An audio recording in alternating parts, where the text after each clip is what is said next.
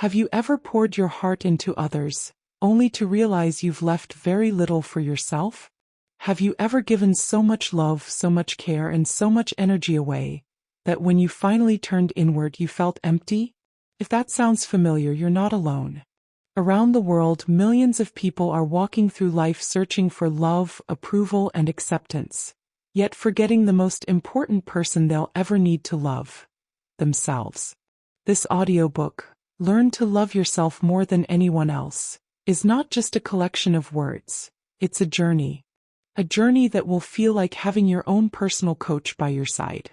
Together we will uncover why self-love is not selfish, how to heal your inner critic, how to set boundaries without guilt, and how to finally become your own safe place.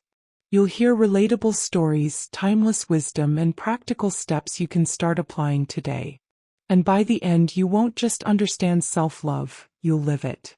So settle in. Open your heart. This is your time. A time to stop chasing approval and start embracing the one love that changes everything. The love you give yourself. Chapter 1. Why Self-Love is Not Selfish. Imagine this for a moment.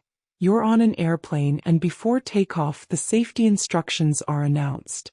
The crew tells you that in case of an emergency, you must put on your own oxygen mask before helping someone else, even your child. At first, that advice may sound selfish.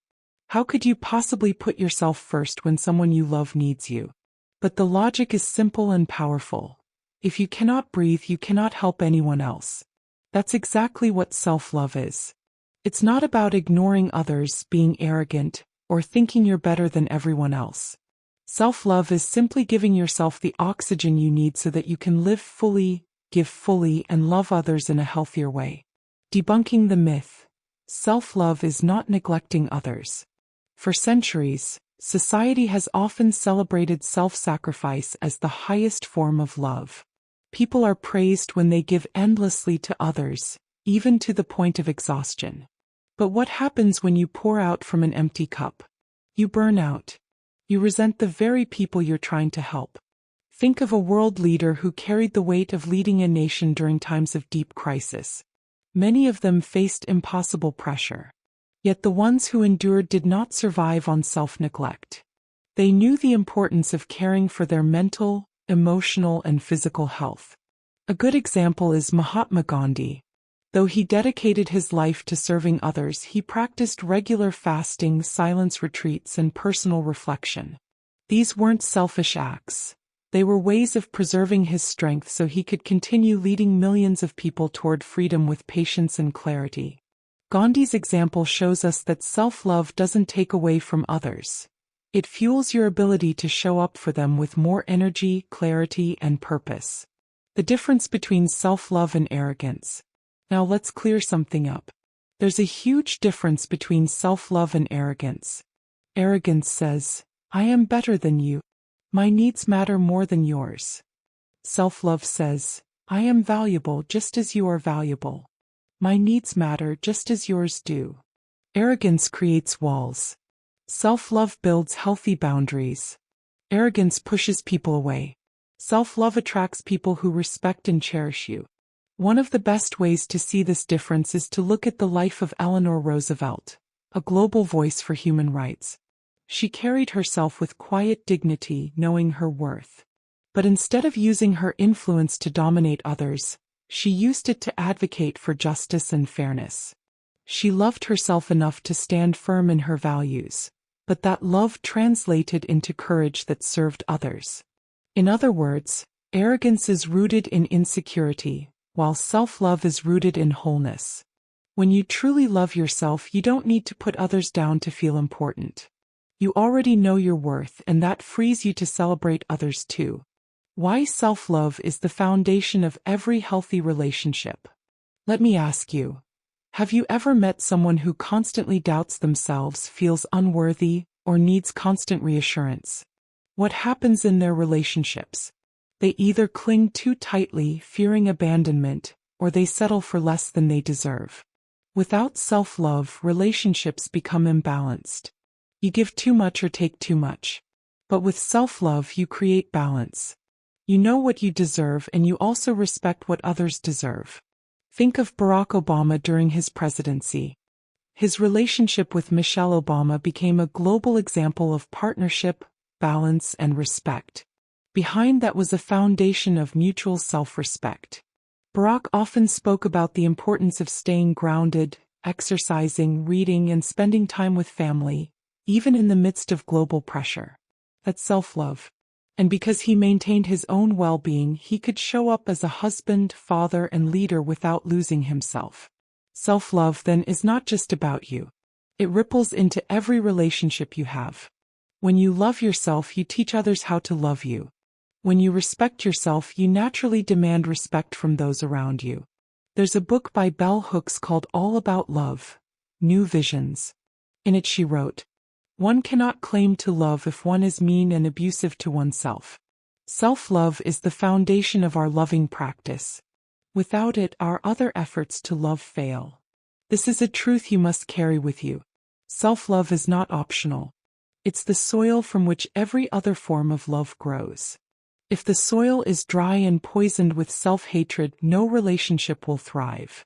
But when the soil is rich with self-compassion and care, love blossoms beautifully. Imagine a parent who works day and night to provide for their family but never takes time to rest, eat well, or nurture their own dreams.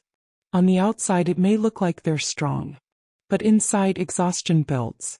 Eventually, their health suffers, their patience thins, and they snap at the very children they're trying to protect.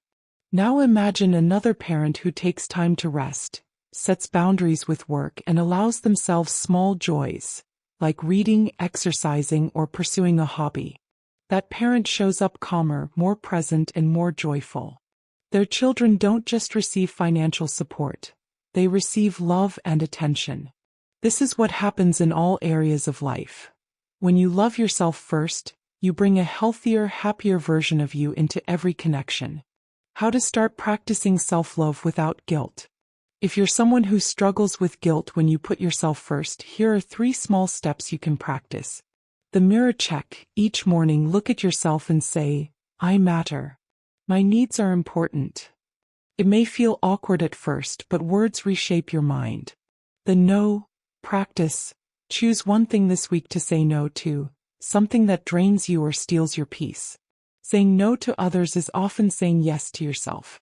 The oxygen rule. Ask yourself daily, am I giving myself the oxygen I need, rest, nourishment, kindness, before trying to carry the world on my shoulders? These small practices build the habit of self-love. Key takeaways. Self-love is not selfish, it's survival.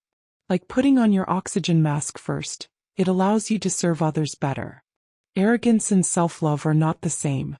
Arrogance divides, self-love heals. Every healthy relationship begins with self-love. Without it, you can't give or receive love in a balanced way.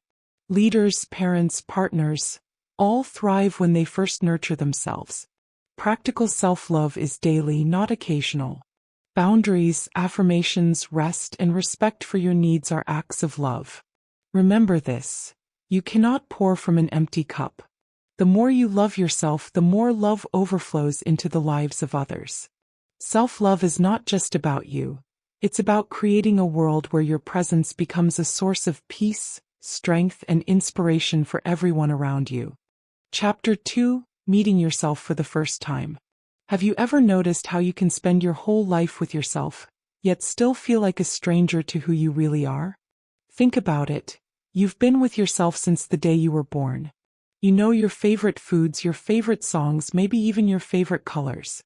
But do you really know yourself? The person behind the habits, the mask you wear in public, and the expectations the world has placed on you? This chapter is about that first meeting. The moment you strip away the noise and finally see yourself clearly, almost as if you were meeting a new friend for the very first time. Why most people don't truly know who they are. Here's the truth. Many people live their entire lives never meeting themselves. They grow up shaped by their parents' expectations, their culture, or society's definition of success. They chase achievements, relationships, or approval without ever pausing to ask, who am I really? What do I stand for when no one is watching? A well-known world leader once said, "Knowing yourself is the beginning of all wisdom." That was Aristotle, the great philosopher. And centuries later, this truth still echoes. Consider the life of Mahatma Gandhi.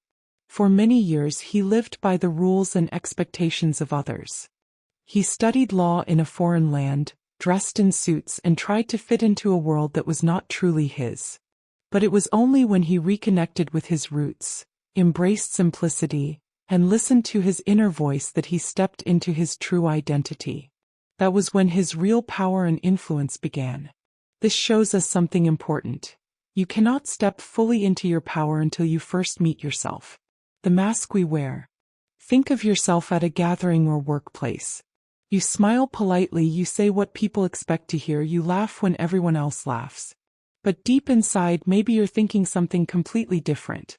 We wear masks every day, to be liked, to avoid conflict, to fit in. But here's the cost. When the mask becomes too heavy, we start to forget the face beneath it.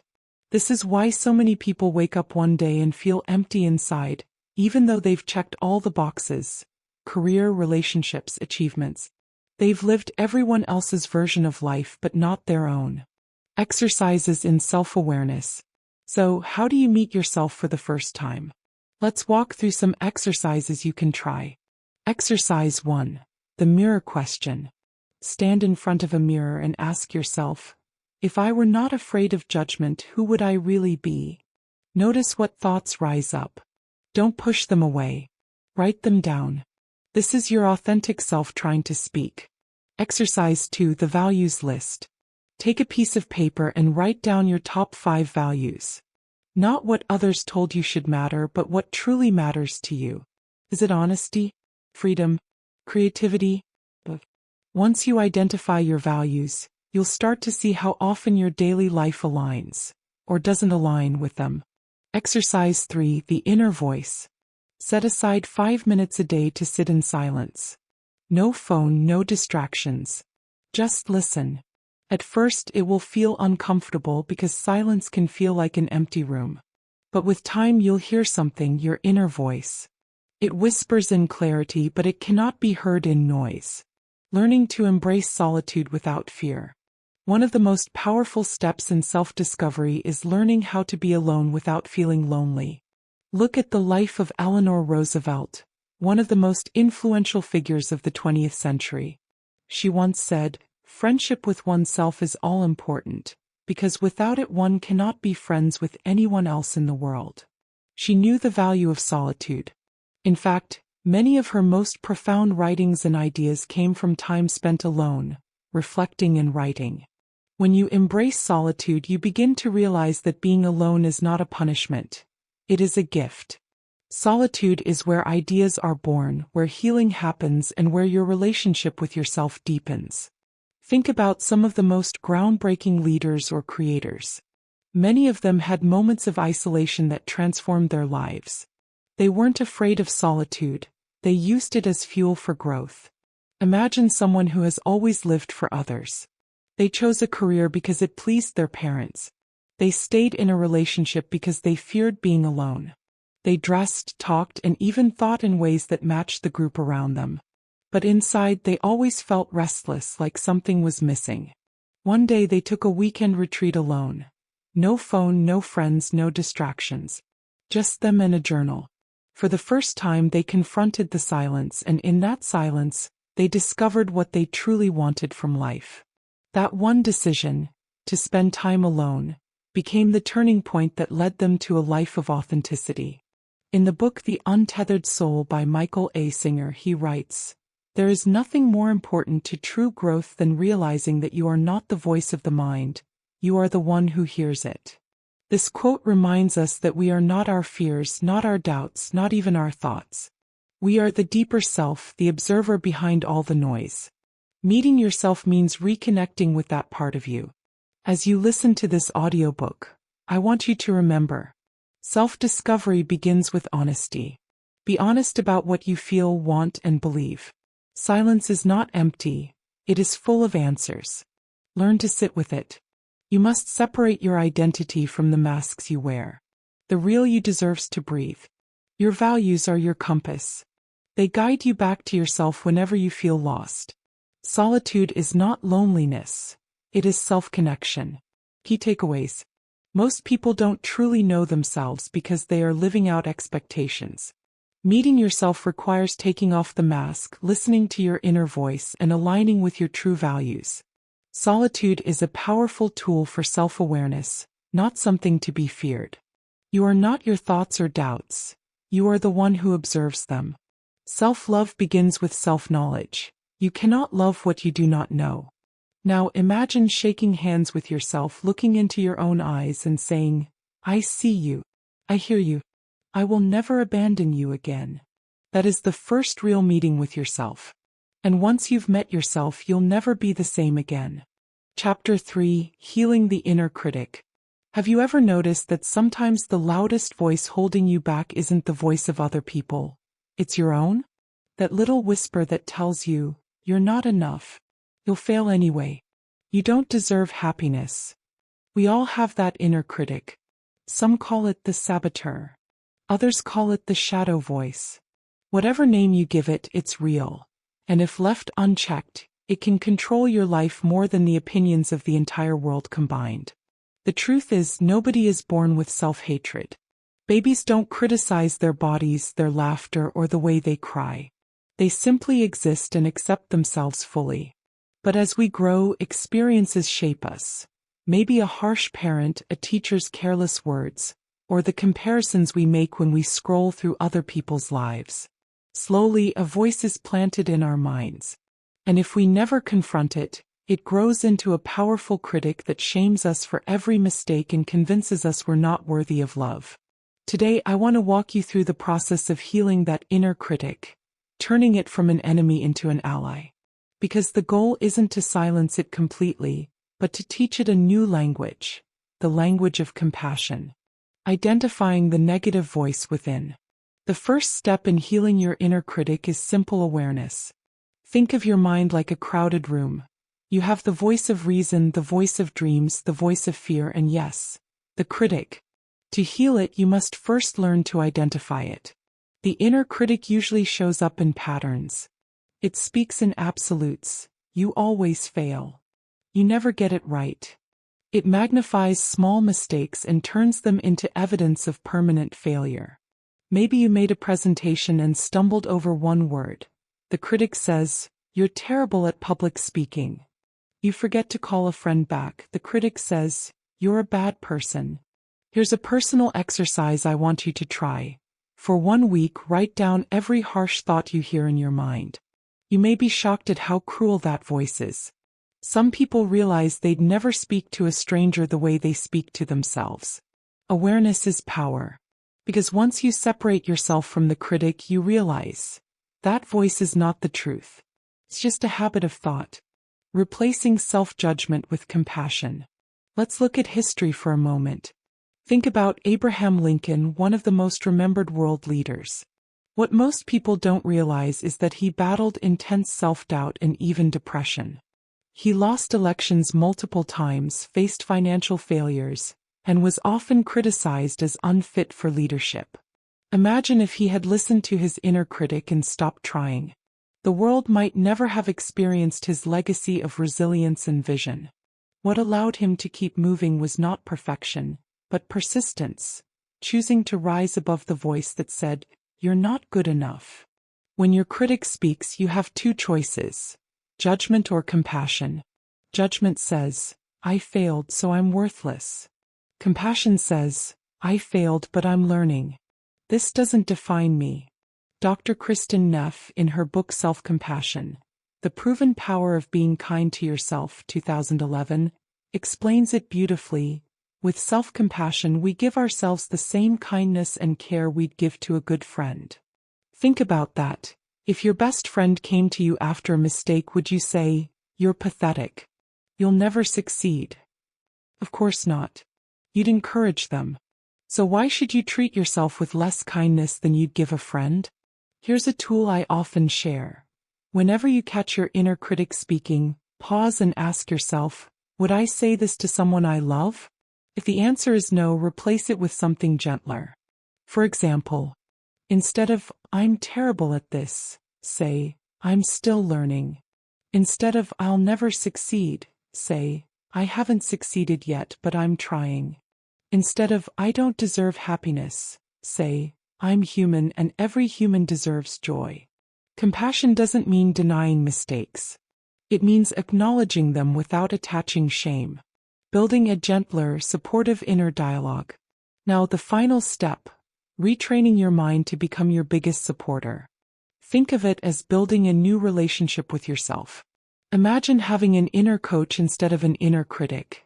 Someone who pushes you but with encouragement, not cruelty. There's a technique athletes often use called visualization.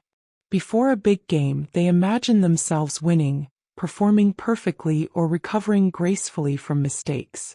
Why? Because the brain responds to imagined experiences as if they were real. You can use the same strategy with your inner dialogue. Every morning, take 2 minutes to say something kind to yourself out loud. It might feel strange at first, but words carry energy. Say, I am learning to be kinder to myself. I am enough as I am, even as I grow. I am more than my mistakes. Think of how leaders, artists, and inventors have often had to coach themselves through impossible odds.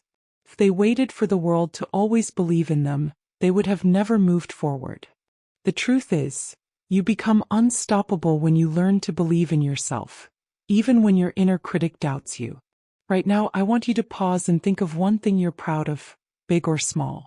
Maybe it's surviving a hard season. Maybe it's finishing a project. Maybe it's just showing up today despite everything. Hold that thought. Feel the pride. That's your inner supporter speaking. And the more you practice this, the louder that voice will grow. Key takeaways. The inner critic is not you. It's just a voice shaped by past experiences. Learn to recognize it and call it out. Compassion is stronger than judgment. Treat yourself with the same kindness you'd give to a friend. Reframe your self-talk. Replace absolute negative statements with gentler, growth-oriented ones. Practice daily affirmations and visualization. Your brain responds to the words you feed it.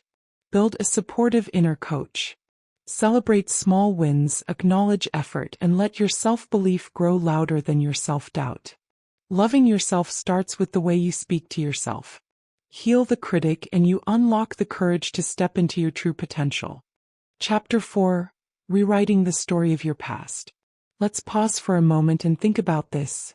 How much of your present life is still being held hostage by your past? How many times have you replayed an old mistake, a heartbreak, or a moment of regret, as if keeping it alive will somehow change it? The truth is, no matter how hard we rehearse the past, it will never rewrite itself. But you can. You have the power to give your past a new meaning. Most people walk through life carrying a heavy bag filled with guilt, shame, and wounds that were inflicted years ago. They try to move forward, but every step feels like dragging chains behind them. What they don't realize is this: the story itself is not the chain. It is the meaning they've attached to that story. And the beautiful thing is, you can always rewrite meaning. Letting go of guilt, shame, and old wounds. Guilt and shame are two of the heaviest emotions a human being can carry. Guilt says, I did something wrong. Shame whispers, I am something wrong. Both can paralyze you if you let them. But here's the truth. Your mistakes are events, not identities. You may have failed at a job, broken someone's trust, or made a choice that you regret, but that doesn't define who you are.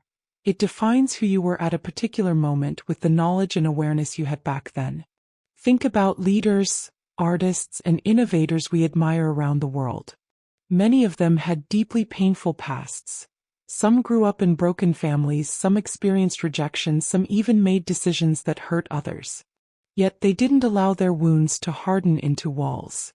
They turned them into bridges. One inspiring example is Abraham Lincoln, one of the most respected world leaders.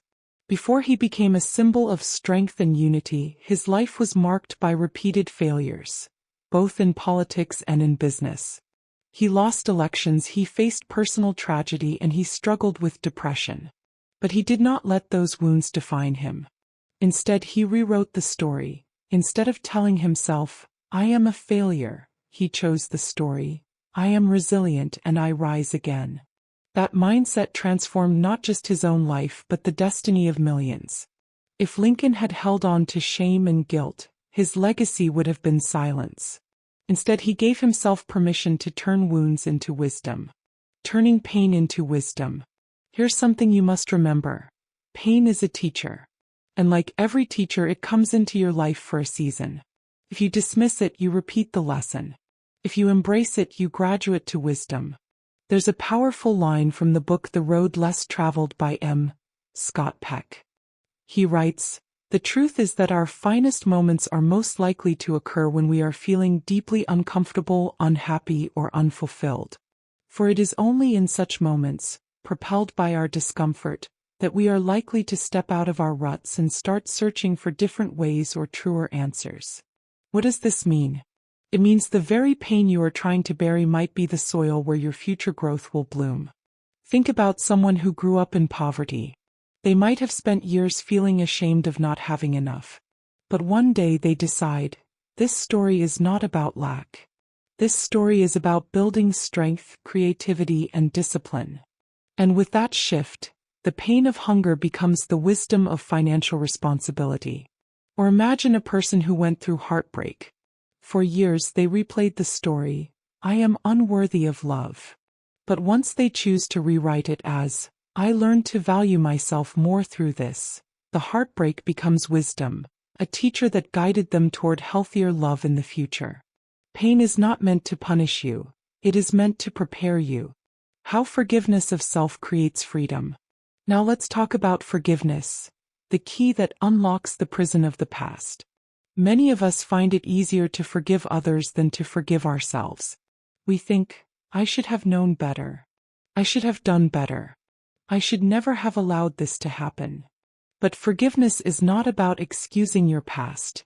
It's about releasing yourself from it. When you forgive yourself, you're not saying, it didn't matter. You're saying, it mattered, but it will not control me anymore. Think about this. Some of the greatest world leaders have admitted to making grave mistakes. Yet they grew beyond them because they chose not to let shame chain them down. They acknowledged their humanity, forgave themselves, and then focused on building something greater. Freedom begins when you stop punishing yourself for the version of you that didn't know better. Self-forgiveness is not a weakness. It is strength. It is the courage to say, I will not let yesterday steal tomorrow. Let me coach you through a simple exercise right now. Take a moment, close your eyes if you can, and recall one memory that still weighs on you. Maybe it's a mistake, a regret, or a wound. Hold it in your mind. Now say this to yourself. I was doing the best I could with the knowledge I had at the time. This story will no longer define me. It will refine me. I forgive myself because my future deserves peace. If you practice this daily, you will begin to notice that the emotional weight of that memory lessens. You are teaching your brain that the past is not a cage. It is a classroom. Key takeaways for you. Your mistakes are not your identity. They are lessons, not life sentences. Pain can become wisdom. Every wound holds a message. Listen to it and grow from it. Forgiveness sets you free. You cannot step into tomorrow while chained to yesterday. Rewrite your story. Choose a meaning that empowers you instead of one that imprisons you. So, if you take nothing else from this chapter, take this. You are not the sum of your regrets, failures, or wounds. You are the author of your own story. And today you can pick up the pen and write differently. Your past might explain you, but it does not define you. Only you can decide how the story ends. Chapter 5. The Power of Boundaries. Imagine this. You're carrying a bucket of clean, fresh water. It's your life energy, your focus, your peace, your love. Every time you say yes to something that drains you, a little bit of that water spills out. At first you don't notice. But over time the bucket becomes lighter, emptier, until one day you look down and realize, you've been giving so much away you have nothing left for yourself. This is why boundaries are not just important. They are necessary for survival, for sanity, and for self-love.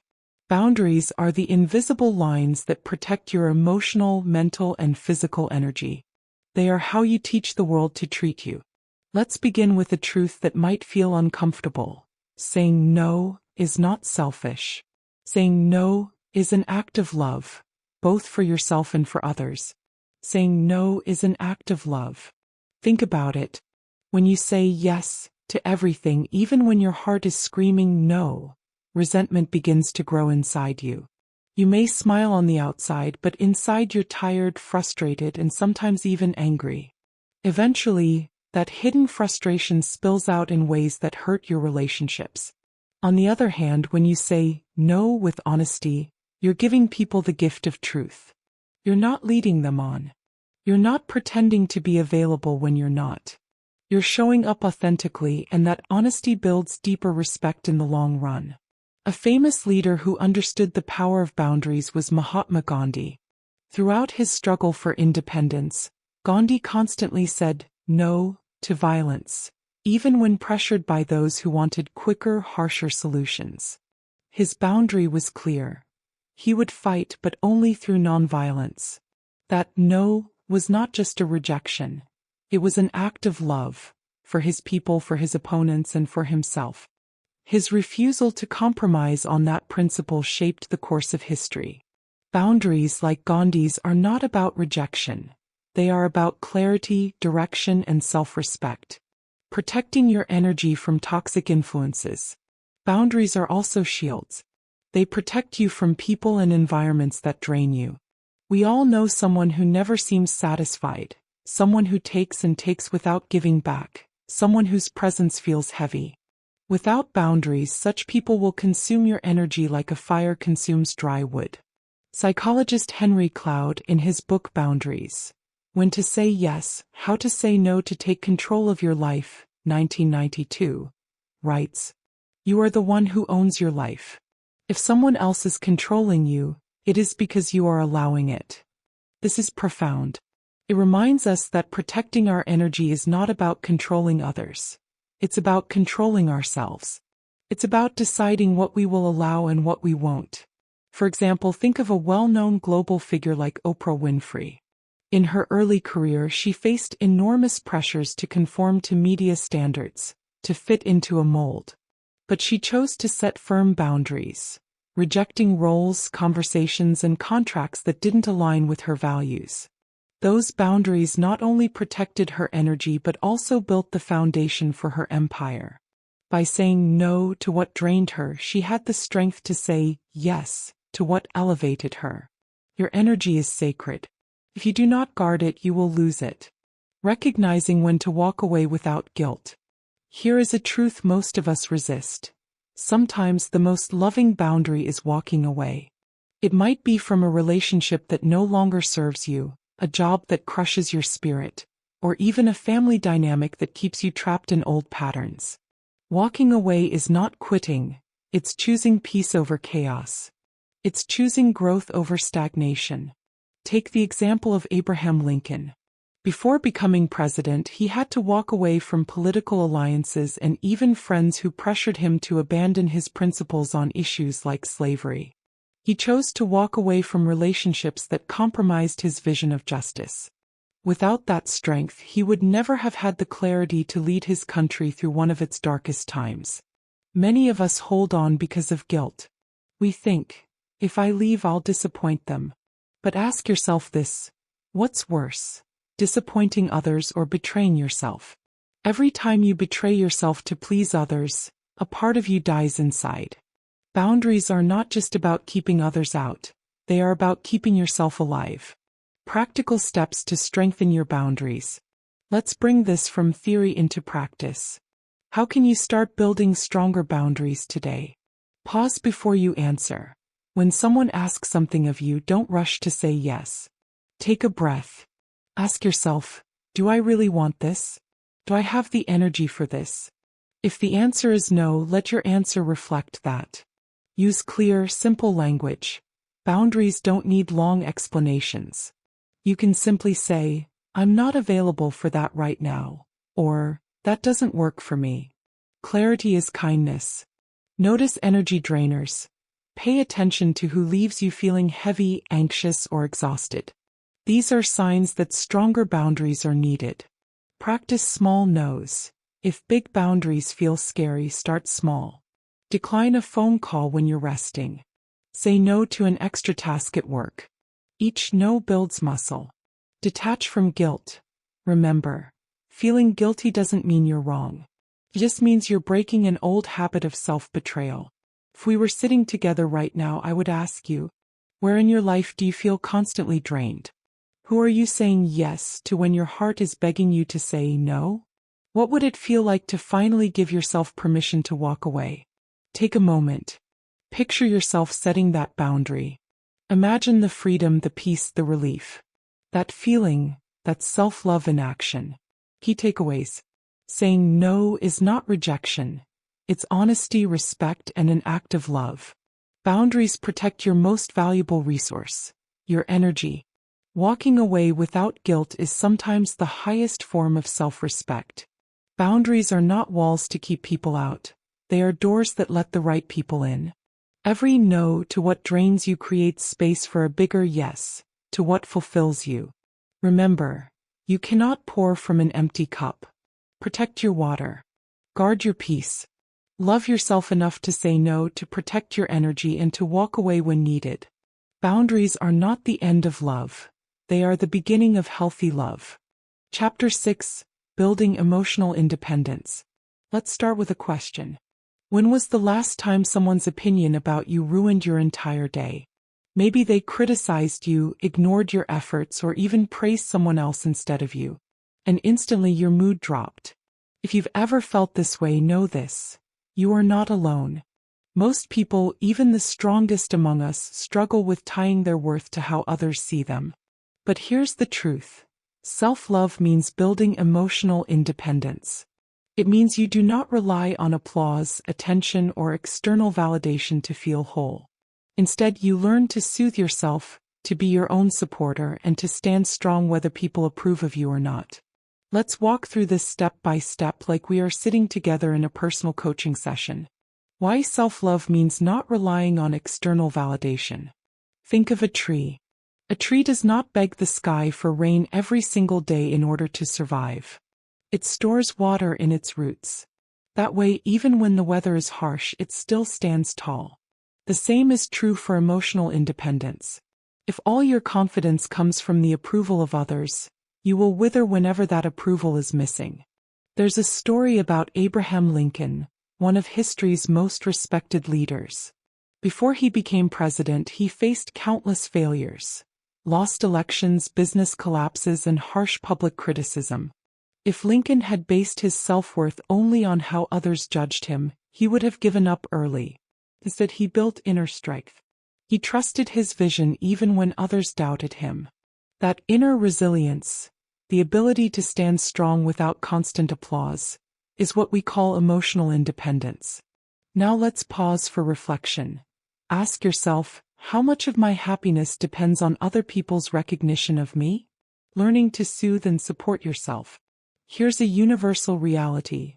No one can be there for you 24/7. Friends get busy, partners can disappoint you, families may not always understand. If you rely on them for every emotional lift, you will constantly feel abandoned. This is why learning to soothe yourself is vital. One powerful technique is self-talk.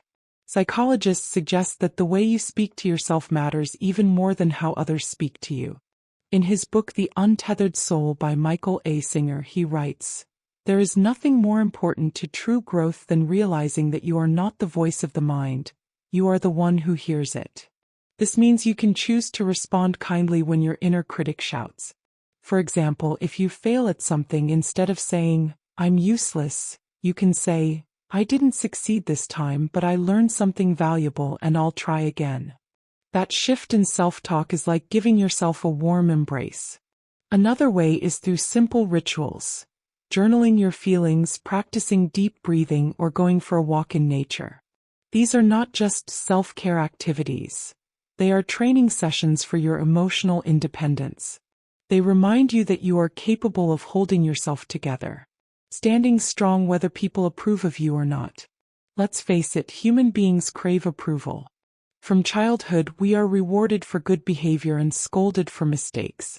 Slowly we begin to link our value to the nods and frowns of others. But here's a tough truth. You will never win everyone's approval. Think about Mahatma Gandhi, who led with nonviolence and truth. Many admired him, but at the same time many opposed and ridiculed him. If he had waited for universal approval, he would have never pursued his mission. Emotional independence means this. You do not need everyone to clap for you in order to keep walking your path. I want you to picture this. Imagine standing in the middle of a crowd. Some people cheer, others boo. Some clap, others stay silent. Emotional independence is when you can smile, take a deep breath, and keep walking anyway, because your direction is not defined by their noise. Practical exercises to build emotional independence. The approval detox exercise. For 1 week, notice how many times you check for approval. Could be waiting for likes on social media or waiting for a compliment at work. Each time you notice it, write it down. At the end of the week, reflect. Do I really want my emotions to be controlled this often by others? The mirror method. Every morning, look into a mirror and say, I approve of myself. I am enough. Repeat it until you feel the words sink in. This simple habit reduces your dependency on outside validation. The silent applause visualization. Before you sleep, close your eyes and imagine walking on a stage with thousands of people. Instead of waiting for them to clap, visualize yourself standing tall, calm, and proud, even in silence. Feel the strength of not needing their reaction. Think about an artist who paints even if no one buys their work, or a writer who keeps writing even when their book is rejected. Their motivation is not tied to approval. It is tied to love for the craft. That's the essence of self-love. And you too can live this way. You can choose to keep showing up not because others say you're worthy, but because you already know you are. Key takeaways. Emotional independence is strength. Relying solely on external validation makes you fragile, but loving yourself makes you unshakable. Self-soothing is a skill. Through positive self-talk, journaling, or mindful rituals, you can calm and support yourself. Approval is optional, not necessary. Like great leaders before us, you don't need everyone's applause to continue your journey. Your worth is not negotiable. It is not up for debate, not for others to decide. It is already within you. As you listen to this audiobook, let me remind you, the world is loud, but your inner voice can be louder. The moment you learn to comfort yourself, to cheer yourself on, and to validate your own journey, you become unstoppable. You are not just building emotional independence. You are building freedom. Chapter 7. Falling in love with your body. Take a deep breath right now. Feel the rise and fall of your chest. Notice the rhythm of your heartbeat. Without asking for anything in return, your body has been serving you from the day you were born until this very moment. And yet, if you are like many people, your relationship with your body might not be filled with love, but with criticism, judgment, or even neglect. Today we're going to change that. Today you begin the journey of falling in love with your body. Not because it is perfect, not because it meets society's standards, but because it is yours. Shifting from criticism to appreciation. Let's be honest. Most of us have stood in front of a mirror and said things to ourselves that we would never dare say to a friend. Words like, I'm too fat, too skinny, too old, not good enough. The sad truth is, your body often becomes the easiest target for frustration. But here's the shift. Your body is not your enemy. It is your ally. It is not something to fight against.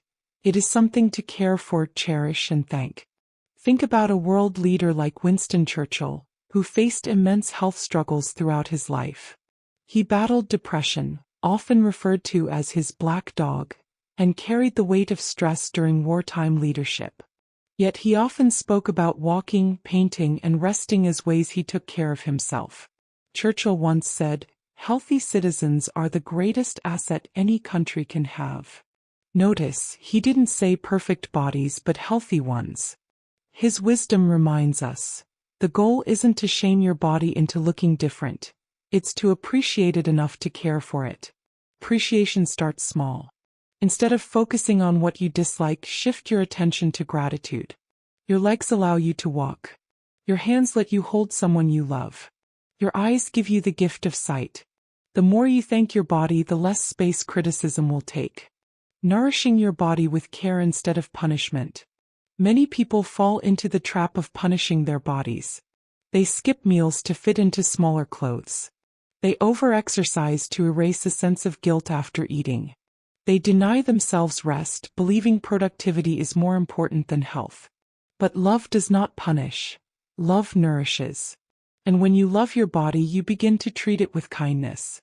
Let me bring in a quote from Brené Brown's book, The Gifts of Imperfection. Owning our story and loving ourselves through that process is the bravest thing that we will ever do. Brown, 2010. This applies directly to your body. To own your story means to accept the stretch marks, the wrinkles, the scars, and the changes. It means to say, this is my body's history. This is my proof of survival. Instead of skipping meals, choose foods that energize you. Instead of working out to punish yourself, move your body in ways that bring joy. Dance, swim, walk, stretch. Instead of pushing through exhaustion, allow yourself to rest, knowing that rest is as powerful as action. Think of Mahatma Gandhi. He was not known for a muscular body or youthful appearance. Yet, through mindful eating, fasting, and simplicity, he maintained his health to lead a nation through nonviolent resistance. His strength did not come from physical perfection. It came from respect for his body and spirit. Practical habits to develop body confidence. Loving your body is not a one-time decision. It's a daily practice. Here are habits you can start today to build body confidence. Mirror gratitude ritual. Every morning, stand in front of the mirror and say one kind thing to yourself. It could be, I love my smile, or thank you legs for carrying me. Might feel silly at first, but repetition creates belief. Dress for love, not for shame. Wear clothes that make you feel comfortable and confident, not ones that squeeze you into society's expectations. Clothes should express your spirit, not hide it. Move with joy. Exercise should never be a punishment. Choose movements that make you feel alive, whether that's yoga, dance, cycling, or simply walking outside. Feed yourself with care. Instead of strict diets that make you miserable, choose balanced meals that energize you. Remember, food is fuel, not guilt. Practice rest without guilt. Rest is not laziness. It's self-respect. Allow yourself to sleep, breathe, and pause when needed. Limit comparison. Social media often highlights unrealistic beauty standards. Reduce your exposure to spaces that make you feel less than, and instead follow people or leaders who radiate authenticity, not perfection. Celebrate function, not just appearance. Instead of obsessing over how your body looks, celebrate what it can do. Did you carry groceries today? Did you hug someone? Did you laugh? Those are victories worth celebrating. Even leaders we admire, whether it was Eleanor Roosevelt who embraced her uniqueness despite criticism, or modern public figures who openly share body acceptance journeys, remind us that true confidence doesn't come from fitting in, but from standing tall in your uniqueness. Making it personal. So, let me ask you, when was the last time you thanked your body? When was the last time you paused and said, I love you, not to another person but to yourself? Imagine if you treated your body the way you treat a loved one. Imagine the kindness, the patience, the encouragement. How much would change in your life if you shifted that love inward? You are not here to fit into a mold created by strangers. You are here to shine with the body you've been given. Every scar tells a story. Every line shows you've lived. Every heartbeat is proof that your body is fighting for you, not against you. Key takeaways. Your body is not your enemy. It is your partner. Shift from criticism to gratitude. Nourish, don't punish. Feed, move, and rest your body with love. Confidence comes from appreciation, not perfection. Celebrate what your body can do, not just how it looks. Daily habits matter. Small rituals like mirror affirmations, joyful movement, and balanced eating build lasting self-love. Your body tells your story. Every mark, line, and change is proof of resilience and survival. I want you to remember this. Your body has carried you through storms, victories, laughter, and pain. It deserves not your judgment but your love. And the moment you begin to truly love your body, you free yourself from society's cage and step into your authentic power. Chapter 8. The Language of Self-Affirmation. Imagine this for a moment. You wake up in the morning and before your feet even touch the ground, your mind starts speaking. The voice says things like, "Today will be tough. You're not ready. You don't have what it takes." Or maybe it whispers in another way, "You are capable. You're prepared. You are worthy." Both are voices of the same person. The truth is, the way we speak to ourselves is shaping our identity every single day. Words are not just sounds, they are building blocks. They are seeds, and every seed grows into a belief. And every belief grows into the life we live. This is why learning the language of self-affirmation is one of the most profound steps in the journey of self-love. Why words shape your identity. Words don't just describe your reality, they create it. If you keep telling yourself, "I am unlucky, I am not enough, I am broken," your brain doesn't argue with you. It simply accepts it as truth and begins to shape your actions around those words. Think about world leaders who came from places of deep struggle. Take Abraham Lincoln, for example. He faced repeated failures, loss after loss in elections, personal setbacks, even bouts of depression. Yet he never allowed his words to define him as a failure. Instead, he spoke a language of perseverance. "My cause is just, my time will come." And it did. He became a president remembered for holding a nation together during one of its darkest hours. What if he had told himself, "I'm not good enough. I'm done"? History would have been very different. Now the same principle applies to you. Your identity is being shaped not by what others say about you, but by the words you say about yourself quietly every single day. Daily affirmations that reprogram the mind. The human brain is like fertile soil. It will grow anything you plant in it. Plant doubt, you harvest insecurity. Plant hope, you harvest courage. Plant self-love and you harvest peace. This is where daily affirmations come in. Affirmations are not just positive words. They are deliberate instructions to your mind. They are you choosing to speak to yourself with love, clarity, and truth. For example, instead of saying, "I am so stressed," affirm, "I am calm, I am capable, and I can handle this." Instead of saying, "I always fail," affirm, "Every step I take brings me closer to success." Instead of saying, "I am not good enough," affirm, "I am worthy of love, success, and joy." Psychologists have shown that repeated affirmations can literally rewire the brain. In the book You Can Heal Your Life by Louise Hay, she wrote, "Every thought we think is creating our future." This means affirmations are not empty words. They are blueprints for the reality you are building. The key is consistency. You cannot speak to yourself with doubt all day and expect 1 minute of affirmation to undo it. Just as athletes train their bodies daily, you must train your mind daily with affirmations.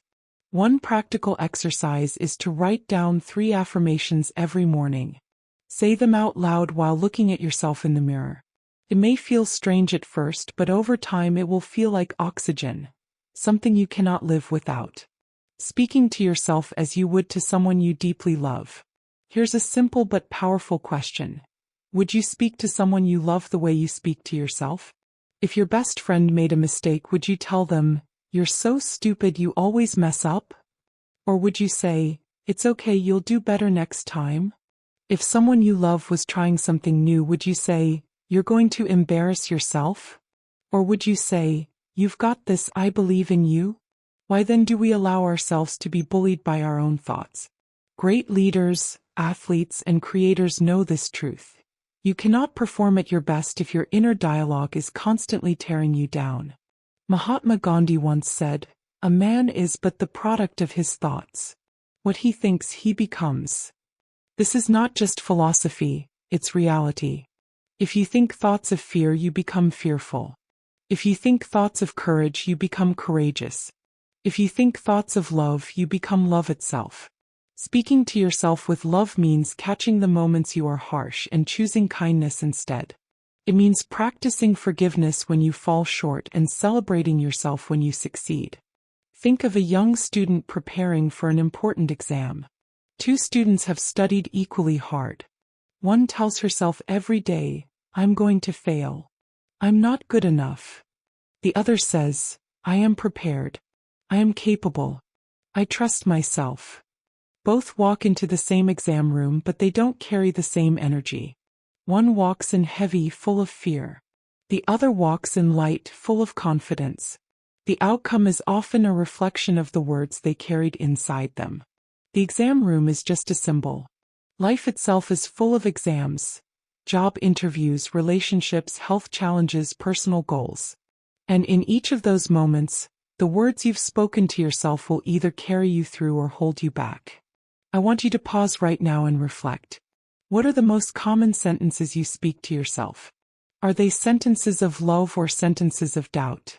If you can, grab a notebook. Write down 3 negative statements you've caught yourself saying recently. For example, "I don't deserve this." "I'm always behind." "I'm not attractive." Now rewrite each of them into affirmations of love. "I deserve good things in my life." "I am growing at my own pace and that is enough." "I am beautiful in my own unique way." Read those affirmations every day for the next week. Speak them out loud with conviction. Watch how your energy begins to shift. Key takeaways for you. Your words create your identity. Speak with intention because your brain believes whatever you tell it. Daily affirmations are tools of transformation. They reprogram your mind when practiced consistently. Speak to yourself as you would to someone you love. Kindness to self is not weakness, it's power. Your inner language is shaping your outer reality. Change your words and you will change your life. Remember this: loving yourself begins with how you speak to yourself. The world may give you 1,000 labels, but the label that matters most is the one you give yourself. Choose to make it a loving one.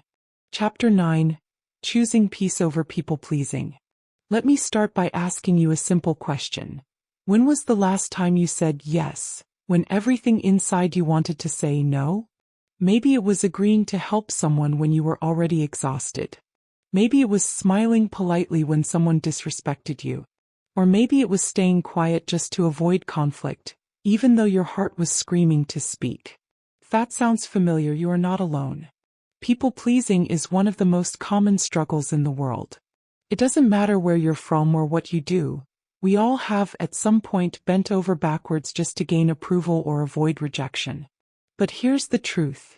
Every time you do that, you trade a little piece of your peace for someone else's comfort. Why do we crave approval? At its core, the need for approval comes from something deeply human: the desire to belong. From childhood, we are trained to seek validation. A child smiles and the parent smiles back. That child feels loved.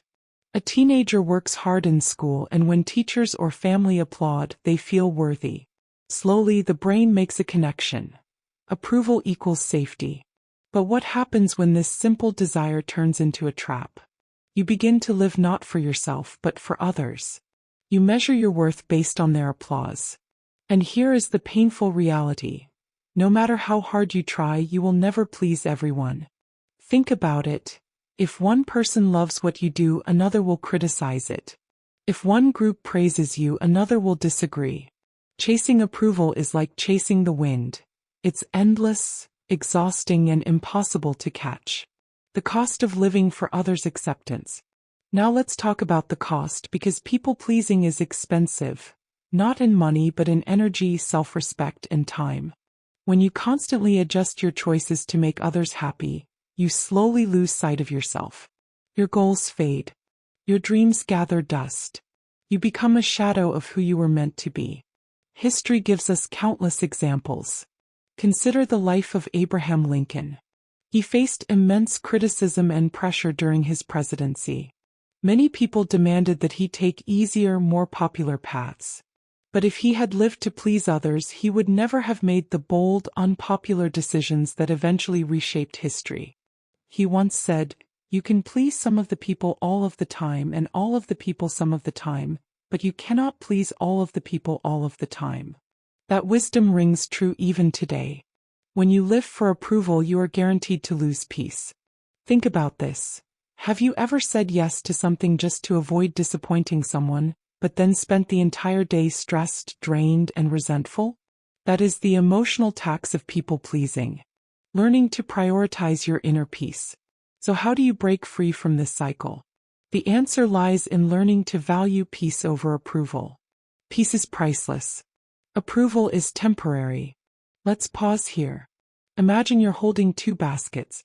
One is filled with other people's opinions, what they want you to do, how they want you to behave, what they think is right for you.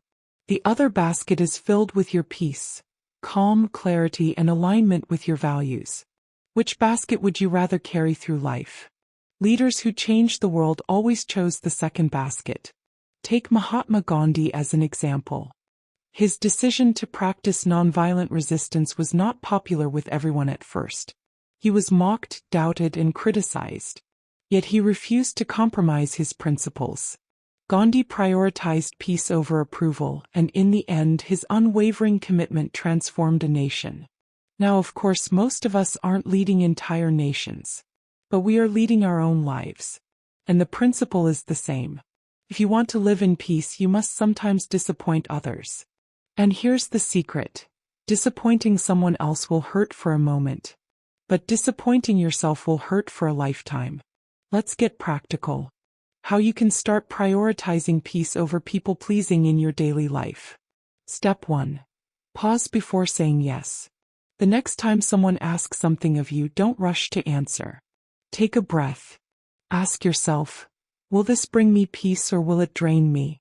If it drains you, you already know your answer. Step 2. Practice saying no with kindness. No doesn't have to be rude. You can say, I really appreciate you thinking of me, but I won't be able to commit right now. Simple, clear, respectful. Step 3. Build inner validation.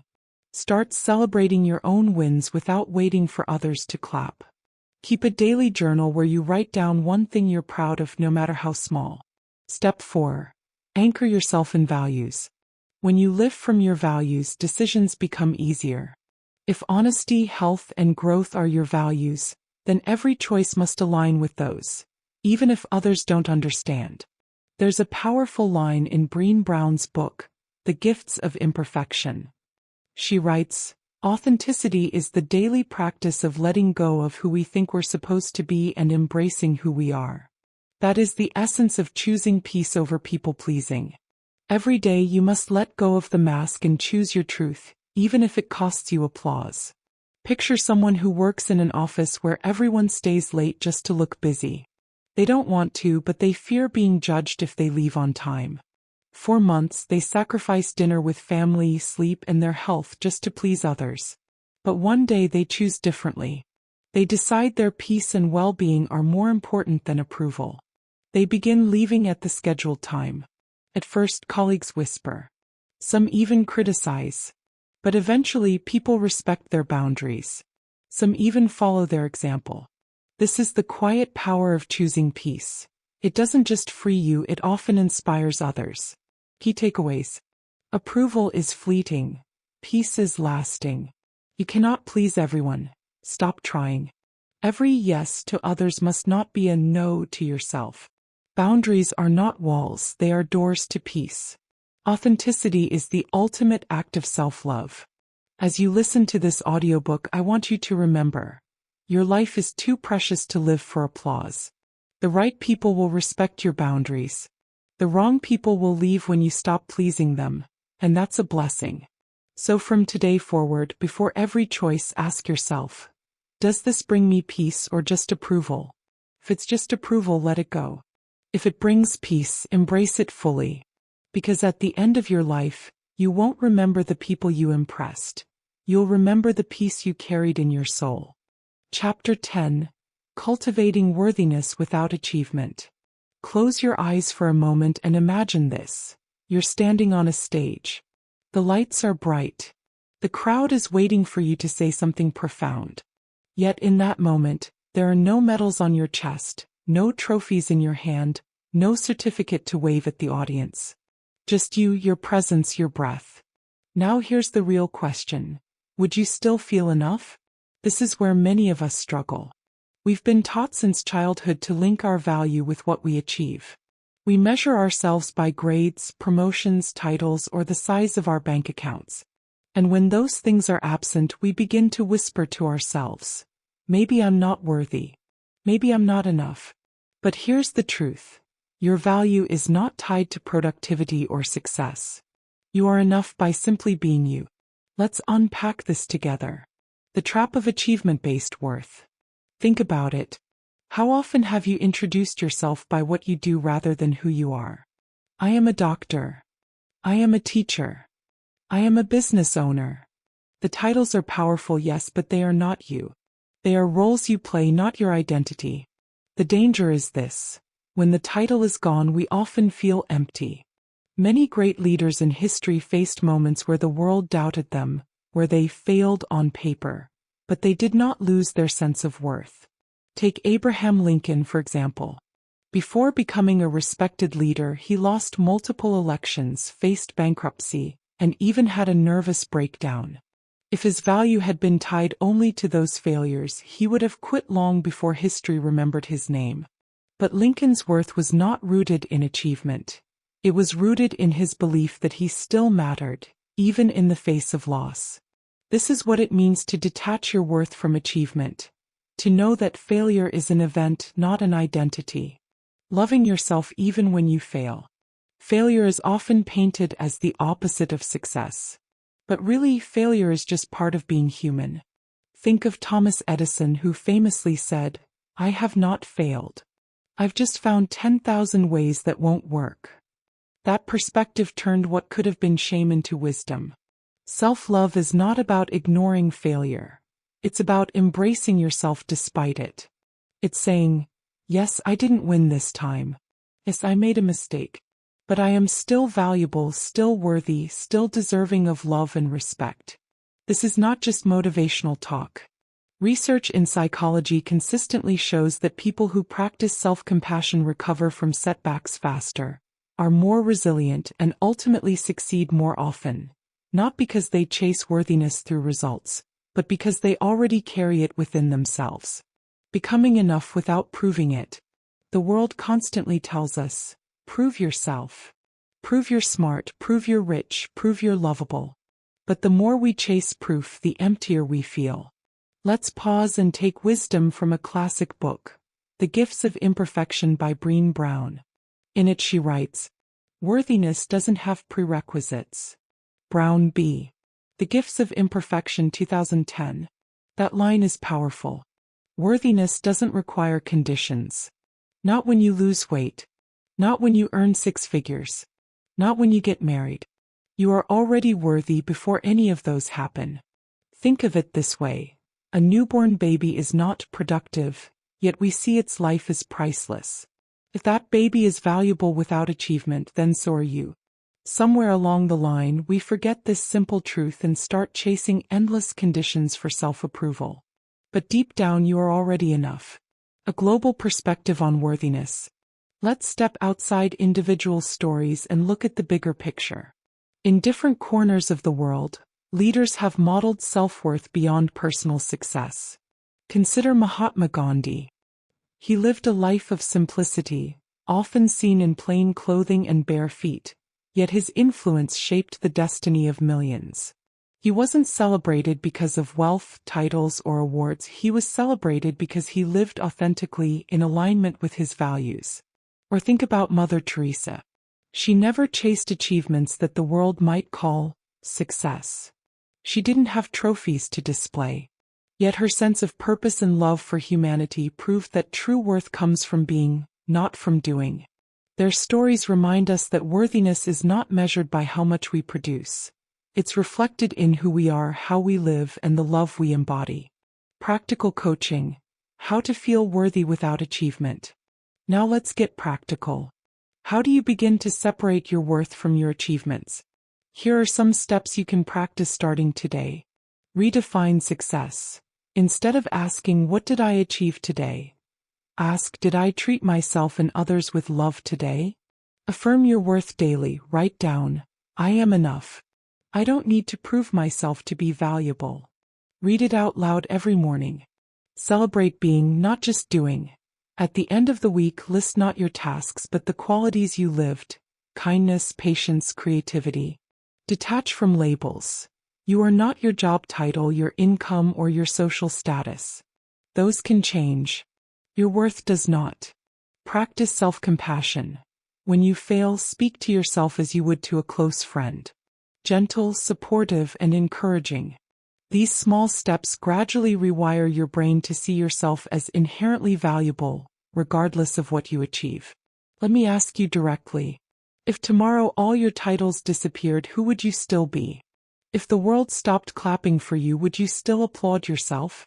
What would it feel like to wake up and know you are already worthy, before you lift a finger? Sit with these questions. Journal them if you can. Because self-love deepens when we reflect honestly. Key takeaways. Your worth is not tied to productivity or success. You are valuable simply because you exist. Failure is not an identity. It is an event that teaches, not defines. Worthiness has no prerequisites. You don't have to prove yourself to earn love or respect. World leaders like Lincoln, Gandhi, and Mother Teresa show us that legacy is not built on titles but on authenticity. Self-love is a practice. Affirmations, compassion, and reflection help anchor you in your inherent worth. So here's your closing reminder for this chapter. You don't need to win another award, close another deal, or get another promotion to be enough. You already are. The journey is not about becoming worthy. It's about remembering that you always were. Chapter 11: Romantic Relationships and Self-Love. Let's talk about something that touches almost every heart: love and relationships. Romantic love is beautiful, powerful, and transformative. But here's the truth many people overlook. The way you love yourself sets the standard for how others will love you. If you treat yourself with kindness, respect, and dignity, you naturally teach others to do the same. If you neglect yourself, ignore your needs, or settle for less, then you silently give permission for others to follow that script. Think of it like this. You are the teacher in the classroom of your life. Every person who enters your world is a student, and you hand them a lesson plan. If your lesson plan says, "I am not worthy, I will accept scraps of love, I will tolerate disrespect," people will unconsciously follow that. But if your lesson plan says, "I honor myself, I deserve respect, I only accept love that uplifts me," people learn very quickly that this is how you must be treated. This is why self-love is not just a personal practice. It's the foundation of every healthy romantic relationship. Loving yourself sets the standard. Let me give you a relatable picture. Imagine two people walking into a relationship. Person A has done the work of self-love. They know their values, they take care of their body, they speak to themselves kindly, and they have boundaries. Person B, on the other hand, hasn't built that foundation. They rely heavily on validation, they tolerate poor treatment, and they fear being alone. Now here's the difference. When person A meets someone, they can clearly see if this relationship respects or violates their self-worth. If it violates, they walk away with confidence. When person B meets someone, they may ignore red flags, stay too long, or even bend themselves out of shape just to keep the relationship alive. Who do you think ends up in a healthier partnership? Always the one who loves themselves enough to walk away when necessary. Eleanor Roosevelt once said, "No one can make you feel inferior without your consent." This truth applies directly to relationships. When you deeply love yourself, you refuse to give that consent. You refuse to allow others to define your worth. Self-love as a shield against unhealthy love. Now let's talk about protection. Self-love is not only about attracting the right love, it's also the best shield against unhealthy love. There are people in this world who will try to take advantage of your kindness, your loyalty, or your desire to be loved. They may come with charm, promises, or intensity, but their actions reveal something else: manipulation, disrespect, or control. Without self-love, you might convince yourself to stay. Maybe they'll change. At least I'm not alone. If I love them more, they will treat me better. But with self-love, you see clearly. You recognize that your peace, your dignity, and your emotional health are non-negotiable. You don't wait for them to change. You choose yourself and walk away. Look at Mahatma Gandhi as an example. While not in the context of romantic love, his life shows us the power of inner conviction. Gandhi's commitment to his values was unshakable. He set a standard for how he would be treated by refusing to accept oppression or disrespect. This same principle applies in relationships. When you love yourself, you cannot be easily manipulated into accepting less than you deserve. Attracting love that complements, not completes. Here's another myth that many people carry: I need someone to complete me. Think of how often we hear phrases like, "You complete me" in movies and songs. It sounds romantic, but it's actually dangerous. Because if you believe someone else completes you, then without them you are incomplete. You give them the power to define your wholeness. The healthiest love is not about two halves making a whole. It's about two wholes coming together, sharing their fullness. You are already complete. A partner should complement you, not fix or complete you. The writer Bell Hooks, in her book All About Love, says, "To love well is the task in all meaningful relationships, not just romantic bonds." She emphasizes that love must be rooted in care, respect, and responsibility. When you love yourself, you bring these qualities to the table. You're not looking for someone to fill an empty space. You're looking for someone who adds joy to the life you already value. Think about it like a dance. If you stand firm on your feet, balanced and whole, and your partner does the same, the dance becomes fluid, beautiful, and uplifting. But if you lean on someone else just to stand, the dance becomes heavy, strained, and eventually falls apart. Take a look at someone like Oprah Winfrey. Throughout her career, she has been very open about her journey with self-love and boundaries. Despite her success, she once struggled with relationships that did not respect her worth. But when she committed to valuing herself, her standards shifted. Today, she is admired not only for her achievements but also for her ability to maintain a partnership that complements her life rather than defines it. Her story shows us that no matter how powerful or ordinary we may be, the principle is the same. When you love yourself, you attract love that reflects that same energy. So let me ask you, what are your standards right now? Do you love yourself enough to walk away from what hurts you? Do you honor your boundaries, or do you shrink them just to keep someone around? Do you see yourself as complete, or are you hoping someone else will fill your empty spaces? Here's the truth. The love you attract is directly connected to the love you show yourself. When you elevate your self-love, you elevate the kind of relationships you welcome into your life. Practical steps. Write your love standards. Take a journal and write down how you want to be treated in a relationship. Be clear: respect, honesty, kindness, commitment. Then write down the behaviors you will not tolerate: lies, neglect, emotional abuse, lack of support. Affirm your wholeness. Every morning, look in the mirror and say, "I am already complete. I deserve love that celebrates me, not defines me."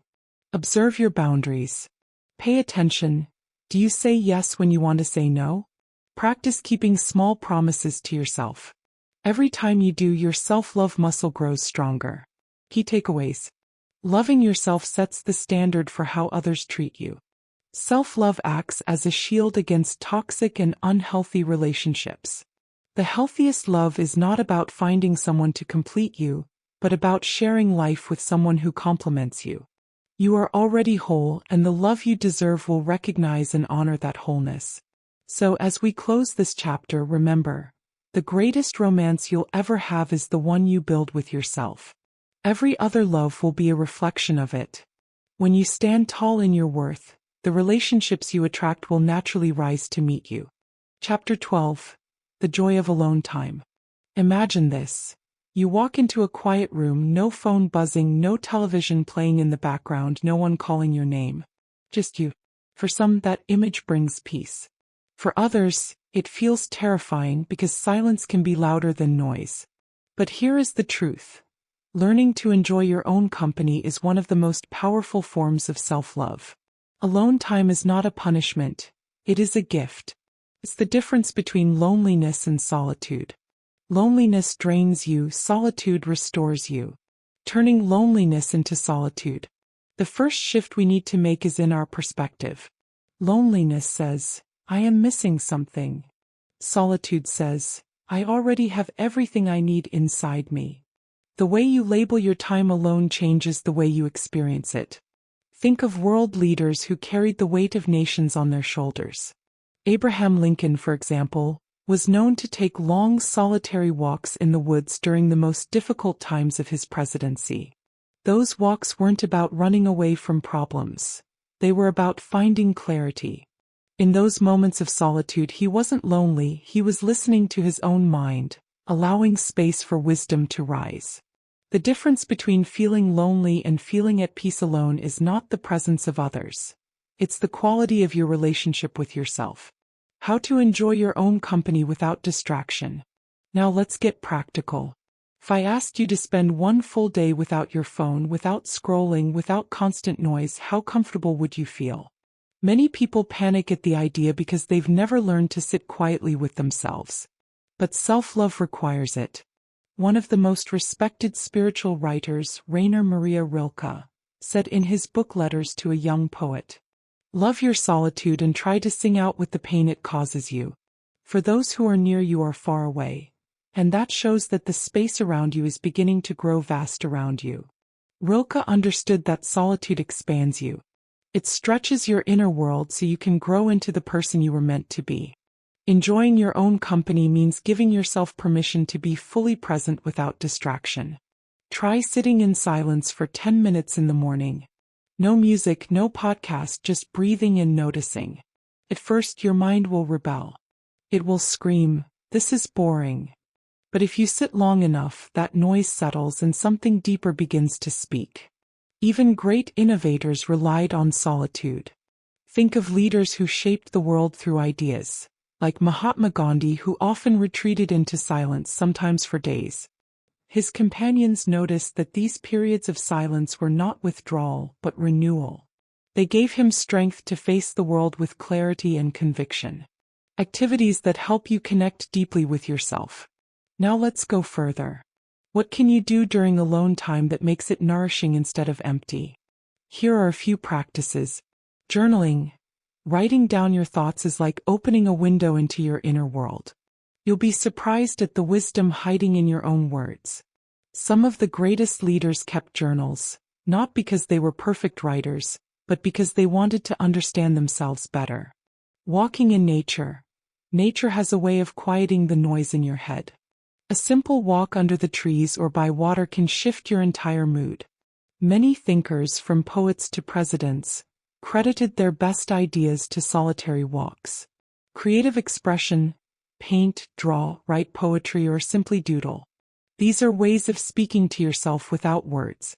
You don't have to be an artist, you just need to let yourself play. Mindful breathing.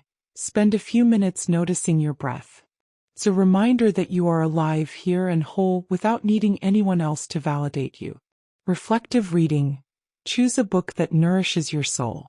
Not scrolling, not news, but something timeless. Read a few lines, then sit with them in silence. Let the words echo within you. Through these practices, alone time becomes not just empty space, but fertile ground where self-love grows. Why alone time strengthens relationships. Here's something that may surprise you. The more you learn to love your alone time, the healthier your relationships with others will become. Why? Because you will no longer cling to people out of fear of being alone. Instead, you'll choose relationships out of genuine love and respect. Consider Eleanor Roosevelt, one of the most influential voices of the 20th century. She was deeply committed to public service, but she also valued her quiet personal retreats. That balance gave her the strength to stand firm in the face of criticism and the grace to serve with compassion. Her ability to enjoy solitude made her less dependent on others' approval and more anchored in her own values. When you love your alone time, you stop needing constant validation. You enter relationships not to fill a void, but to share your already full heart. That is the highest form of love. So, let me ask you directly, when was the last time you enjoyed being alone? Not scrolling, not distracting yourself, but truly sitting with yourself? If the answer feels uncomfortable, that's okay. Growth often begins in discomfort. Here's a challenge. Pick 1 hour this week where you will be completely alone. No phone, no background noise. Choose one activity: journaling, walking, or just sitting quietly. At the end of that hour, write down one thing you discovered about yourself. Do this weekly and you'll start to notice something powerful. You'll stop fearing your own company and start cherishing it. Key takeaways. Solitude is not loneliness. Loneliness says you are missing something. Solitude says you already have everything you need inside you. Great leaders valued solitude. From Lincoln's quiet walks to Gandhi's silent retreats, alone time has been the birthplace of clarity and courage. Practical activities deepen solitude. Journaling, walking, mindful breathing, and reflective reading can transform alone time into self-love. Alone time makes relationships healthier. When you're at peace with yourself, you don't cling to others. You connect with them freely and authentically. Your challenge: spend 1 intentional hour alone this week without distractions. Discover the joy of being in your own company. Alone time is not about escaping the world. It's about meeting yourself more deeply so you can return to the world stronger, calmer, and more loving. The joy of solitude is the joy of realizing that you are enough, just as you are. Chapter 13. Practicing daily self-respect. If there is one thing that shapes the quality of your life more than anything else, it is how much you respect yourself on a daily basis. Self-respect is not about pride, ego, or arrogance. It is about how you treat yourself when no one else is watching. Think about it for a moment. If you constantly break promises to yourself, if you betray your own values just to fit in, and if you live in ways that damage your future, what message are you sending to your own soul? The truth is, when you disrespect yourself, the world quickly learns to do the same. But when you practice daily self-respect, you teach others how to treat you. You become stronger, more reliable, more confident, and you build a life that feels solid from the inside out. Today we'll explore 3 powerful ways to practice self-respect every single day. Keeping promises to yourself. Making decisions aligned with your values. Developing habits that honor your future self. 1. Keeping promises to yourself. Let's start here, because this is where most of us fail without realizing it. You tell yourself you'll wake up early, but you hit the snooze button. You tell yourself you'll eat healthier, but you grab the junk food. You promise you'll work on that project tonight, but you scroll endlessly instead. Now imagine a friend who constantly broke promises to you. Would you trust them? Probably not. Yet many people live their entire lives breaking promises to themselves and wondering why they feel unworthy, unmotivated, or stuck. Keeping promises to yourself is not about perfection. It's about trust. When you do what you say you'll do, even in small things, you build confidence brick by brick. Take a relatable example. A world leader like Abraham Lincoln. He once said, "I am not bound to win, but I am bound to be true. I am not bound to succeed, but I am bound to live by the light that I have." Lincoln kept promises to himself even when it was unpopular or difficult. He respected his own word more than the applause of others, and history remembers him for that. The lesson here is simple. If you want to feel more powerful in your own life, start by doing what you said you would do, even if no one else notices. 2.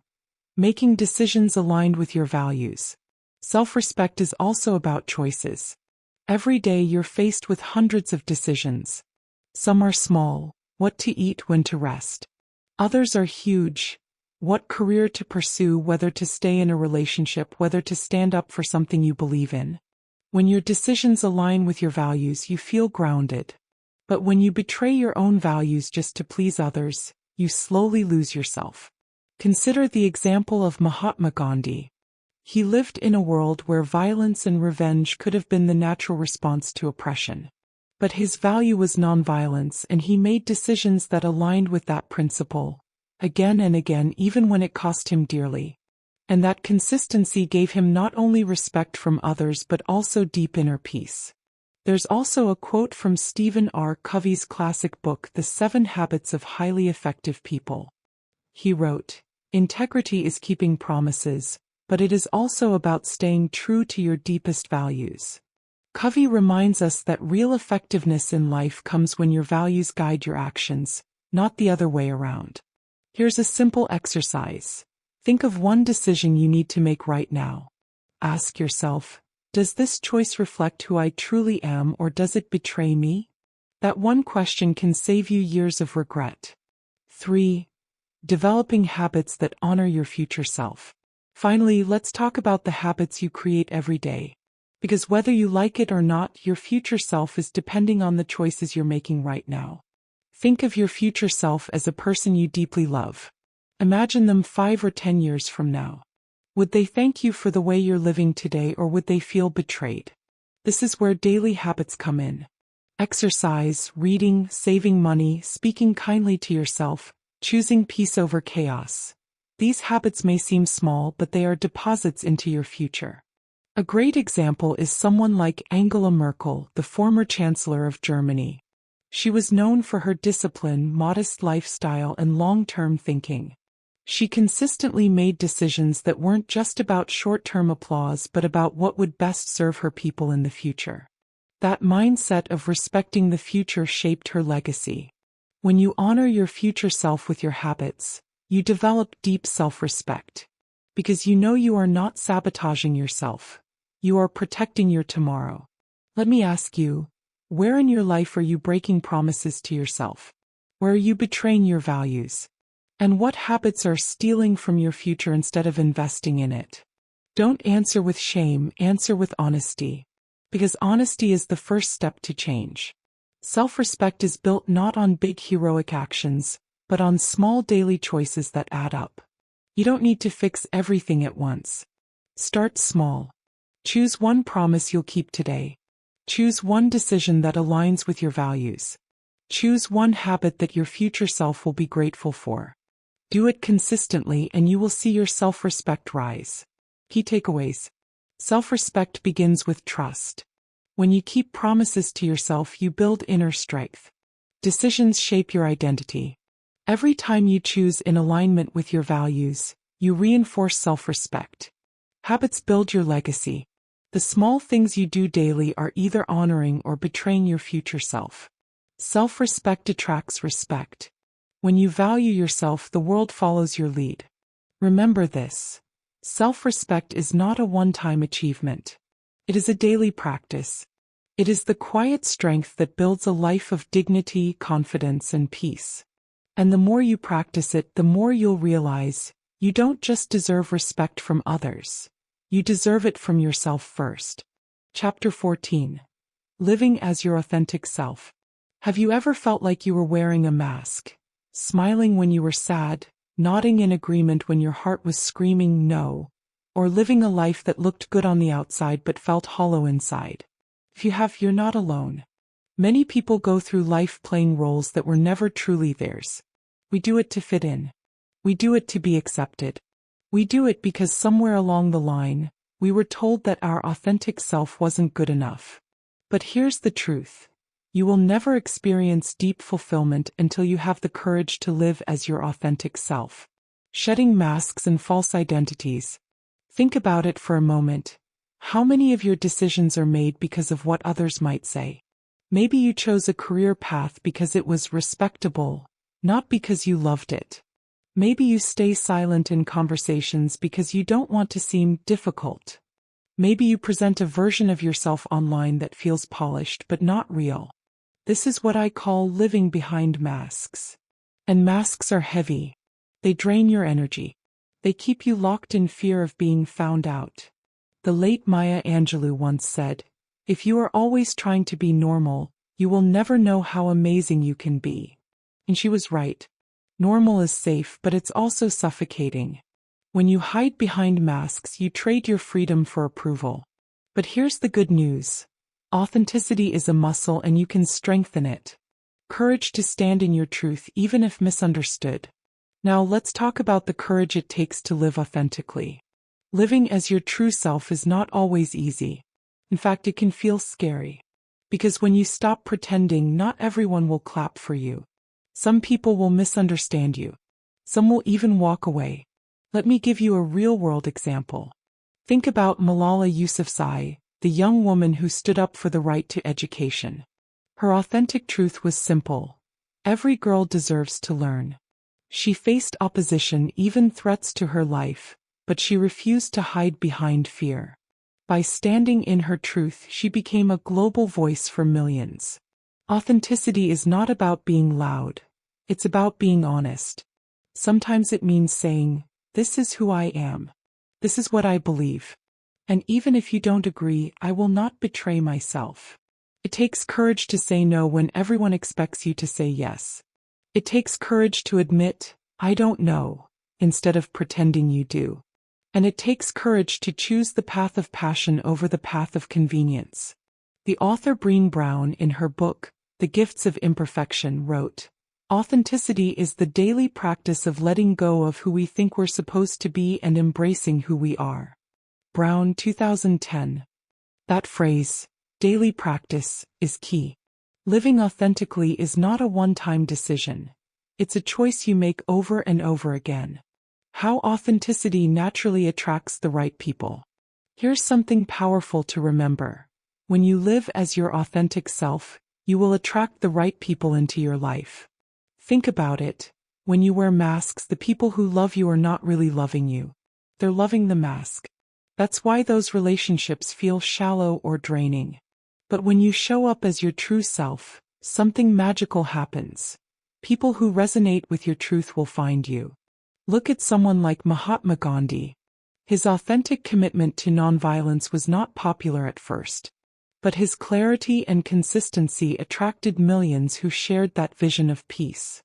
His authenticity created a movement that changed the course of history. The same applies to your personal life. Maybe you're afraid to speak your truth because you think you'll lose friends. But what you'll really lose are people who were never meant for you. The right ones, the ones who belong in your story, will lean in closer. When you live authentically, you become a magnet for the right opportunities, relationships, and experiences. Because authenticity is rare and people are naturally drawn to it. How to step into authentic living. So, how do you actually live authentically in a world that pressures you to conform? Let's break it down into practical steps. Know yourself. Spend time journaling, meditating, or simply asking, what do I really want? What do I really value? Speak your truth. Start small. Express your real opinions in safe spaces. With time, you'll grow stronger in saying what you mean. Drop the comparisons. Stop measuring your life against others. Remember, their path is theirs. Yours is unique. Celebrate your quirks. The things you think make you different are often your greatest gifts. Don't hide them, highlight them. Choose integrity over approval. When faced with a choice between being liked and being true to yourself, choose truth. Every single time. Surround yourself with authentic people. Energy is contagious. If you're around people who are constantly pretending, you'll feel pressured to do the same. Seek out those who value honesty and authenticity. Here's a challenge I want you to try. This week, identify one area where you've been hiding behind a mask. Maybe at work, maybe in a relationship, maybe even in how you present yourself online. Take one small step to remove that mask. Speak a truth. Say a no you've been avoiding. Share a part of yourself that you usually keep hidden. Notice how it feels. At first, it might feel uncomfortable. But over time, it will feel liberating. Because authenticity is freedom. Key takeaways for you. Authenticity is freedom. Masks may win you approval, but they steal your joy. Courage is required. You will be misunderstood, but standing in your truth is worth it. Authenticity attracts. When you are real, you draw the right people and opportunities to you. It's a daily practice. Living authentically is not a one-time choice. It's a lifestyle. Your uniqueness is your gift. The very things you hide might be the things that inspire others most. I want you to remember this. The world does not need another copy. The world needs you. Raw, real, authentic you. When you shed the masks and live as your true self, you give others permission to do the same. And that, my friend, is one of the greatest gifts you can give. Chapter 15. Becoming your own safe place.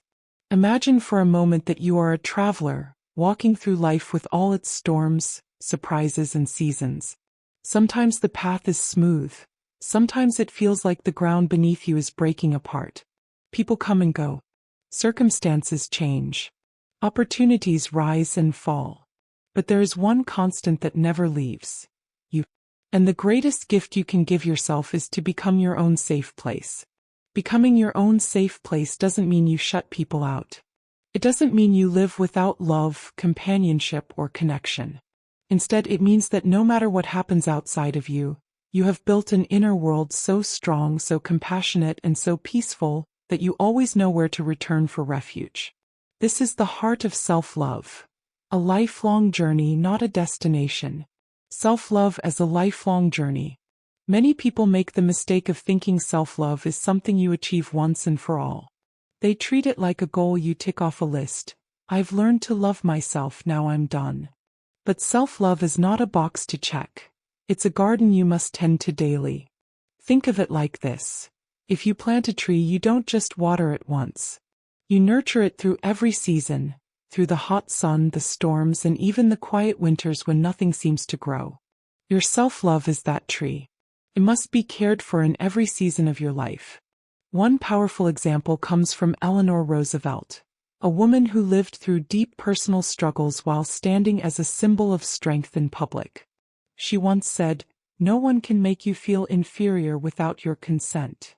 This wasn't just a clever phrase. It was her lived philosophy. Despite facing criticism, rejection, and enormous challenges, she cultivated the ability to stand in her truth, nurturing her inner strength regardless of external judgment. She became her own safe place. Nurturing yourself in every season of life. So how do you nurture yourself when the seasons change? In seasons of success, the temptation is to rely on praise from others. But nurturing yourself means celebrating your growth even when no one is watching. It means telling yourself, "I am proud of me," without needing applause. In seasons of failure, the temptation is to criticize yourself harshly. But nurturing yourself here means choosing compassion over judgment. It means reminding yourself, "I am allowed to learn. I am allowed to stumble. This does not define me." In seasons of uncertainty, when the future looks blurry, nurturing yourself is about creating small anchors of peace. It could be a morning ritual, a daily journal, or a walk in silence where you listen to your own thoughts. A well-known world leader, Winston Churchill, once navigated long seasons of uncertainty and doubt. He faced repeated failures in politics before eventually becoming a symbol of resilience and leadership. What kept him going wasn't the absence of fear, but the presence of an inner resolve that told him, "I can rise again." He nurtured his courage daily, even in times when the world doubted him. Living with unshakable confidence and inner peace. Confidence is not about being the loudest in the room, nor is peace about escaping problems. True confidence is quiet. It is the steady belief that no matter what life throws at you, you have the tools inside to handle it. True inner peace is the ability to remain centered even when life feels chaotic. It doesn't mean the storm stops. It means you've built a shelter within yourself. The book The Untethered Soul by Michael A. Singer puts it beautifully. You have to understand that it is your attempt to change things that has created the disturbance. If you truly want to be free, stop trying to change the world and instead focus inward. Singer, 2007. This wisdom reminds us that inner peace doesn't come from controlling everything outside of us. It comes from nurturing our inner world until it becomes unshakable. Now let me ask you, when was the last time you comforted yourself the way you comfort a friend? When was the last time you told yourself, "It's okay, I'm here for you"? Becoming your own safe place begins with this kind of inner dialogue. Imagine yourself as both the protector and the protected, the parent and the child, the coach and the player. You are both roles at once. And every day you choose to treat yourself with kindness, encouragement, and forgiveness. One practical exercise you can try. The next time you feel anxious, place your hand over your chest and say aloud, "I am safe. I am with me." This simple affirmation builds a sense of refuge inside you, a reminder that you don't need to escape yourself. You can rest within yourself. Think of the student who fails an important exam. They could see themselves as a failure, collapsing under the weight of shame. Or they could tell themselves, "This is one chapter, not the whole book of my life." That perspective makes them their own safe place. Or imagine the single parent working 2 jobs, carrying guilt for not being able to provide everything. Becoming their own safe place means reminding themselves daily, "I am doing my best and my best is enough." Or the business owner who loses everything and must start over. Many break under the weight, but those who rise again are often the ones who nurture self-belief before external success arrives. These examples are universal. Across the world, people who learn to rest in themselves, whether in joy or hardship, are the ones who live with unshakable peace. Key takeaways. Self-love is not a destination. It is a lifelong journey. You must nurture it daily like a garden that changes with the seasons. Every season of life requires a different form of self-care. In success, celebrate yourself. In failure, be compassionate.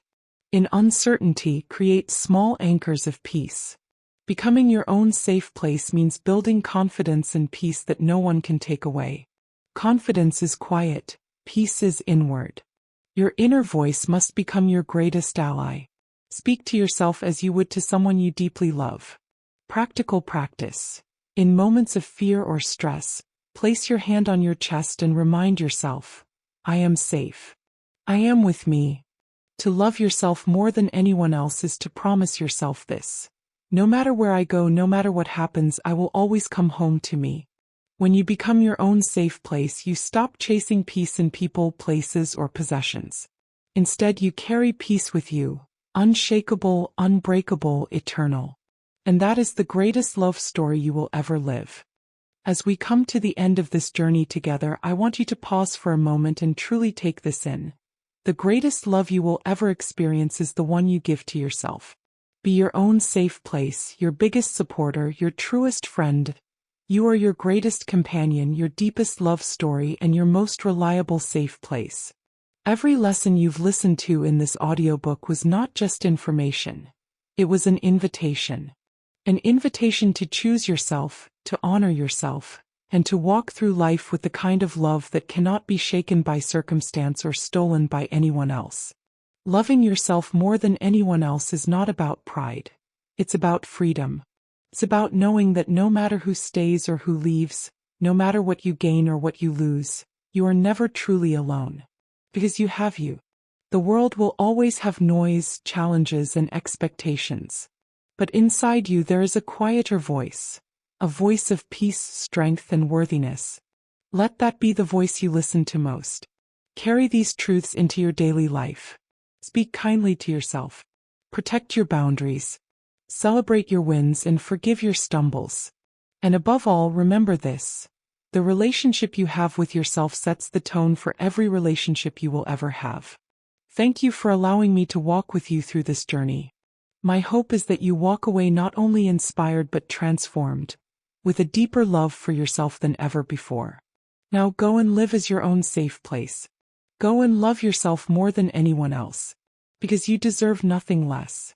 If today's journey has spoken to you, if you felt even one shift in the way you see yourself, then don't let it stop here. I'd love for you to stay connected, so make sure you subscribe to this channel, like this audiobook if it added value to your life, and share your reflections in the comments below. Your words might inspire someone else who needs this message too. Together we can build a space where self-love is not just an idea but a lifestyle. So go out there and live as the love of your own life. Because you deserve nothing less.